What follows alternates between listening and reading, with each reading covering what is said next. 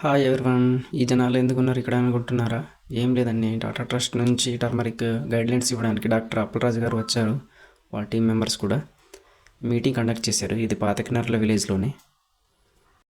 మేమైతే స్టిక్కర్ బ్యానర్ని అతికిస్తున్నాము. ఇందులో వివరాలు ఏమున్నాయంటే పసుపుని ఎలా పండించాలి, ఎంత దూరంలో నాటాలి, ఎలా దిగుబడి పొందాలనేది ఇందులో ఉన్నాయి వివరాలన్నీ.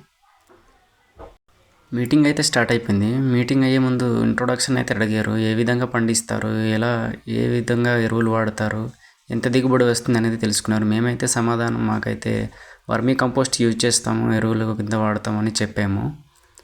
అప్పలరాజు గారు మాట్లాడే ముందు మాకైతే పాంప్లెట్స్ ఇచ్చారు. ఈయన చింతపల్లి మండలంలో ఆర్గానిక్ ఫార్మింగ్ ఏ విధంగా చేయాలనేది గైడ్లైన్స్ అయితే ఇస్తూ ఉంటారు. సార్ ఏం చెప్తున్నారంటే పసుపులోని ఆకుమచ్చ తెగులు గురించి చెప్తున్నారు. ఇది ఒక ఫంగస్ అనమాట, ట్రాఫినా మాక్యులాన్స్ ఫంగస్. ఇది ఎందుకు వ్యాపిస్తుందంటే ఇలాగే మొక్కలు దగ్గర దగ్గర ఉండడం వల్ల ఒకదారి నుంచి ఒకటి బ్యాక్టీరియా అనేది, ఒక ఫంగస్ అనేది ఏర్పరిచి మొత్తాన్ని పంట అనేది నాశనం చేస్తుంది. మీటింగ్లో వచ్చిన వాళ్ళందరికీ బిస్కెట్లు అయితే ఇచ్చారు. ఫుల్ వీడియో చూడాలనుకుంటే నా ఛానల్ అప్లోడ్ చేశాను, వెళ్ళి చూసేయండి.